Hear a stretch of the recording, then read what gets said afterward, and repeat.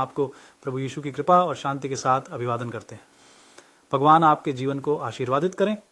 अध्ययनों के इस आगे के भाग में आपका स्वागत है। शाश्वत सुसमाचार के संदेश का अजूता आज अध्ययन संख्या 2 है। हम इसके आगे बढ़ेंगे।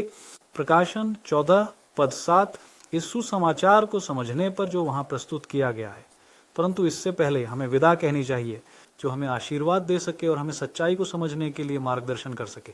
आइए प्रार्थना करें। मैं तुम्हें मेरे साथ आंखें बंद करने का निमंत्रण देता हूँ। प्रभु हमारे पिता, हम तेरे पवित्र शब्द का अध्ययन एक बार फिर करने का अवसर होने के लिए धन्यवाद करते हैं। हम प्रभु से प्रार्थना करते हैं कि वह हम पर अपनी आत्मा को बरसाएं, हमसे बात करें, अपने शब्द को समझने में हमारी मदद करें और सबसे महत्वपूर्ण हमारे मन और दिल में यह बिठाएं कि हम भूलें नहीं और हमें आज्ञा का पालन करने में मदद करें। हम इन आशीर्वादों को यीशु मसीह के नाम पर मांगते हैं, आमीन। हमारा पहला पाठ प्रकाशित वाक्य 14 में है, वचन 7। चलिए साथ में पढ़ते हैं। यह कहता है, भगवान से डरो और उसकी महिमा करो, क्योंकि उसके न्याय का समय आ गया है और पूजनीय है वह जिसने आकाश, पृथ्वी, समुद्र और जल के स्रोतों को बनाया। पहले अध्ययन में हमने सीखा है कि हम भगवान के न्याय के लिए कैसे तैयार हैं, क्योंकि हम सभी का न्याय किया जाएगा। अब हम इस दूसरे भाग का अध्ययन करेंगे जहां हम पढ़ते हैं, उसे पूजो जिसने आकाश, धरती, समुद्र को बनाया है और पानी के स्रोत। ये भगवान की पूजा उस तरह से करने से संबंधित है जैसा उसने मांगा है। अगर आपने किसी से एक गिलास पानी मांगा होता और वो व्यक्ति आपको एक बाल्टी रेत देता, तो आप प्यासे होने पर क्या खुश होते? मुझे लगता है नहीं। भगवान भी खुश नहीं होते जब हम उन्हें वैसी पूजा पेश करते हैं जो उन्होंने नहीं मांगी होती, या वह जो उसने मांगा था उससे अलग। जब हम चर्च जाते हैं उदाहरण के लिए या पूजा की जगह पर, और वहां हम भगवान की पूजा करते हैं, हमें बुद्धिमानी और समझदारी से पूजा करनी चाहिए, एक तरीका जिसे वह स्वीकार कर सके। वह यही हम अब पता लगाने वाले हैं। तो चलो हम साथ मिलकर बाइबल खोलें। निर्गमन की पुस्तक में 20वें अध्याय 10वें और 11वें श्लोक में जो हमें जरूरी उत्तर देता है, वह कहता है कि उसकी पूजा करो जिसने बनाया। और वह कौन है जिसने आकाश, पृथ्वी, समुद्र और पानी के स्रोतों को बनाया? हमें यहाँ जवाब मिलता है। यह कहा गया है निर्गमन 20 श्लोक 10 और 11, परंतु 7वां दिन तेरे परमेश्वर का विश्राम दिवस है, किसी भी काम को नहीं करना है, न तुम, न तुम्हारा बेटा, न तुम्हारी बेटी, न तुम्हारा दास, न तुम्हारी दासी, न तुम्हारा पशु, न तुम्हारा परदेशी जो तुम्हारे द्वारों के भीतर है। क्यों? 6 दिनों में भगवान ने आकाश और पृथ्वी, समुद्र और आकाश बनाए और जितना कुछ उनमें है, और 7वें दिन आराम किया। प्रभु ने सप्त के दिन को आशीर्वाद दिया और उसे पवित्र किया। सब कुछ बनाने वाला भगवान है।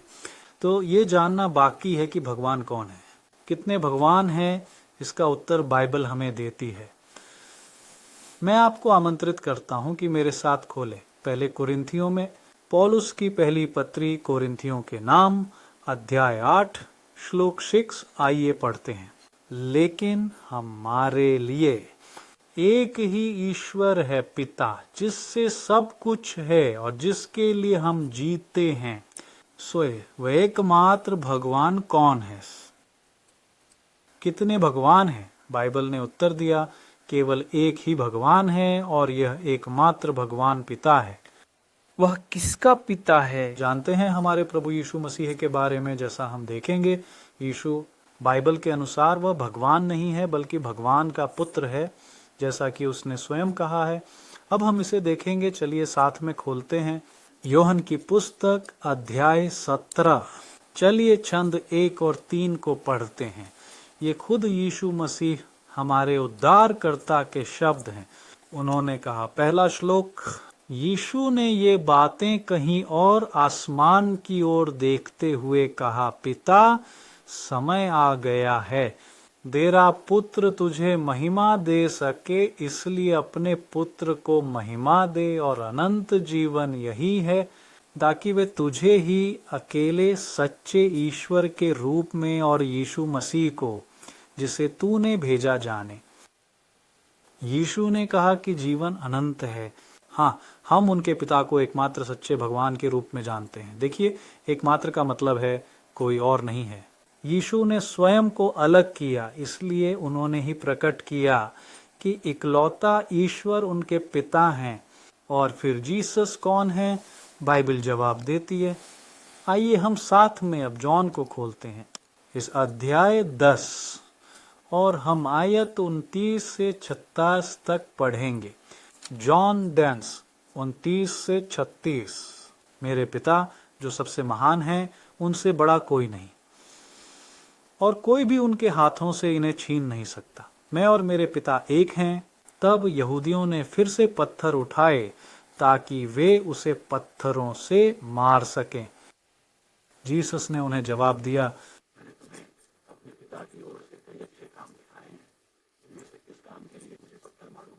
यहूदियों ने जवाब दिया, कहा, हम तुम्हें किसी अच्छे काम के लिए नहीं बल्कि लेकिन ईश निंदा के लिए, क्योंकि तुम एक मनुष्य होकर खुद को भगवान बना रहे हो। यीशु ने उत्तर दिया, क्या आपके कानून में नहीं लिखा है? मैंने कहा, तुम देवता हो, क्योंकि अगर कानून ने उन्हें देवता कहा जिनके पास भगवान का वचन गया था और शास्त्र को रद्द नहीं किया जा सकता, जिसे पिता ने पवित्र किया और दुनिया में भेजा, तुम उसे निंदा कहते हो क्योंकि मैंने कहा मैं भगवान का बेटा हूं। तो देखिए, यीशु ने कहा कि वह ईश्वर का पुत्र था, वही खुलासा किया। किसी को भी संदेह नहीं होना चाहिए। यहाँ रहना सार्थक है। एक छोटी टिप्पणी, बाइबल की कुछ आयतें गलत तरीके से और ये हमें अनुवादित गलती की की ओर गई ले हैं। जाता है। और अंततः समझें कि यह कि पवित्र आत्मा भगवान है, यीशु भगवान है, लेकिन बस संदर्भ से बाहर ले लिया गया या सही ढंग से अनुवाद नहीं किया गया। उनके मूल संदर्भ के अनुसार समझा जाना चाहिए, न ही कहाँ पहनना कविता है। विरोधाभास करेगी। यहाँ प्रभु यीशु के बारे में हम जो स्पष्ट शब्द पढ़ते हैं, वैसे हम अब पढ़ने जा रहे हैं प्रोफेट जॉन द्वारा देखे गए और प्रकाशित वाक्य पुस्तक अध्याय 5 में उल्लिखित एक पूजा का दृश्य। आयत 13, ध्यान दें और सीखें। जो समस्त ब्रह्मांड में पूजा जाता है। प्रकाशित वाक्य 5 13वां श्लोक। और मैंने स्वर्ग में और पृथ्वी पर और पृथ्वी के नीचे और समुद्र में रहने वाले हर प्राणी को सुना, और उनमें मौजूद सभी चीजों के बारे में कहने के लिए, जो सिंहासन पर बैठा है और मेमने को धन्यवाद और सम्मान और महिमा और शक्ति मिले सदैव के लिए। यहाँ किसकी पूजा की जाती थी? उस व्यक्ति की जो सिंहासन पर बैठा है, यानी भगवान पिता। और उसके अलावा कहा जाता है कि वहाँ एक मेमना है। मेमना यीशु है। एक बार यूहन्ना प्रकटकर्ता, या बेहतर कहें यूहन्ना बपतिस्मा देने वाला, उसने यीशु की ओर इशारा किया और कहा, देखो ईश्वर का वह मेमना जो दुनिया का पाप दूर करता है। यह पाठ जॉन 1:29 में है।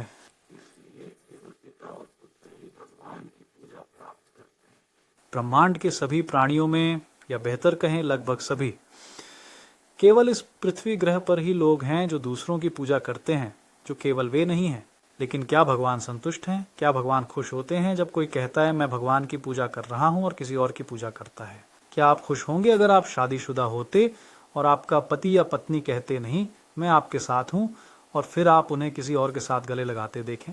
दूसरा, बिल्कुल नहीं। ईश्वर वैवाहिक अविश्वास की तुलना उपासना में अविश्वास से करता है। भगवान चाहते हैं कि उनकी पूजा उस तरह से की जाए जैसा उन्होंने मांगा है। बाइबल कहती है कि वह ऐसे उपासकों की तलाश में है। आइए हम मिलकर यूहन्ना के सुसमाचार अध्याय 4 श्लोक 4 को खोलते हैं। 21वीं सदी में लेकिन समय आता है और अब है जिसमें सच्चे उपासक पिता की आत्मा और सच्चाई में पूजा देना, करें। क्योंकि पिता बांधने की कोशिश करता बस है। यही है, इसी तरह उसकी पूजा की जानी चाहिए। ध्यान दें कि भगवान सच्चे भक्तों की खोज में हैं, और अगर वह उस तरह से पूजा नहीं की जाती जैसा उसने मांगा है तो वह स्वीकार नहीं करेगा। यदि आप पहले से जानते हैं कि ईश्वर को किस प्रकार की पूजा पसंद है, तो हम कैसे आशा कर सकते हैं कि वह एक अलग पूजा स्वीकार करेगा? ऐसा संभव नहीं है, है ना? भगवान वही स्वीकार करेंगे जो हम जानते हैं कि सही है। और इसका एक स्पष्ट उदाहरण उत्पत्ति में है, जिसे मैं आपके साथ इस अध्याय में खोलना चाहता हूं। आयतें 3 से 7 तक यह आदम और हव्वा के 2 बेटों कैन और आबेल की कहानी है। कहा जाता है, और कुछ दिनों के बाद कैन ने पृथ्वी के फल से प्रभु को एक भेंट दी, और आबेल ने भी अपनी भेड़ों के पहले जन्मे और उनके वसा को लाया। और प्रभु ने आबेल और उसके उपहार की ओर ध्यान दिया, लेकिन काइन और उसके चढ़ावे पर ध्यान नहीं दिया गया। और कैन बहुत क्रोधित हुआ और उसका चेहरा उतर गया। मैं ही गिरा था। तुम क्यों नाराज हुए और तुम्हारा चेहरा क्यों उतर गया? हाँ, अगर तुम अच्छे कर्म करो, कोई स्वीकृति नहीं ये होगी, तुम्हारे लिए हैं, और अगर आप अच्छा नहीं करते हैं तो पाप आपका और है। तेरी इच्छा उसके प्रति होगी और तू उस पर राज करेगा। हाँ, यहाँ हम देखते हैं कि सिर्फ सच्चाई ही काफी नहीं है। कोई कहता है, नहीं मैं सच्चा हूँ, भगवान जानता है कि मैं अपना सबसे अच्छा दे रहा हूँ। क्या कैन अपना सबसे अच्छा नहीं दे रहा था? कैन एक किसान था और उसने अपनी भूमि के फल दिए। उसने उन्हें वेदी के सामने रखा, लेकिन भगवान ने स्वीकार नहीं किया। क्यों? क्योंकि यह वह नहीं था जो उसने मांगा था। भगवान ने आबेल का ऑफर स्वीकार कर लिया। आज भी ऐसा ही है। वह चाहता है कि वह और उसका बेटा पूजे जाएं, और आज उसकी आपसे यही अपील है। क्या आप सच्चे उपासक बनना चाहेंगे? क्या आप भगवान से कहना चाहेंगे, प्रभु आप सच्चे उपासकों और विनम्र लोगों की खोज में हैं?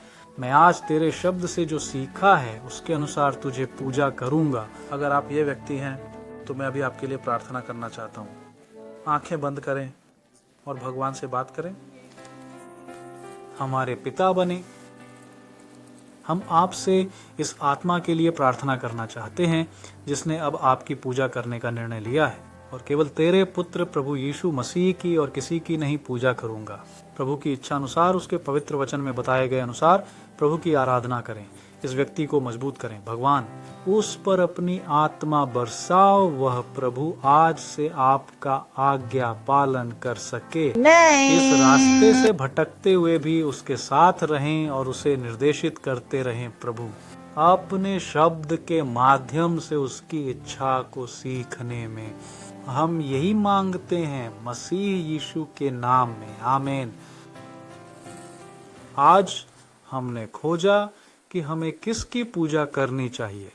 शायद आपके मन में एक सवाल उठा हो, ठीक है, लेकिन ज्यादातर जगहों का अंत में जहां मैं इधर उधर सुनता हूं, और पूजा इस तरह से नहीं की जाती है।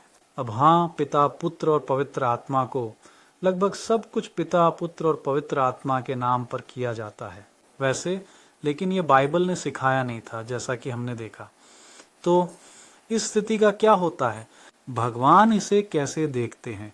विश्वासियों के शरीर, धार्मिक संगठन, अंत में जो उसे पसंद नहीं करते, जैसा उसने हमें सिखाया, जैसा उसके शब्द में है, यह हम अगले अध्ययन में देखेंगे। मैं आपको पहले से ही आमंत्रित करता हूँ हमारे साथ बने रहने के लिए। भगवान आपको आशीर्वाद दें, और तब तक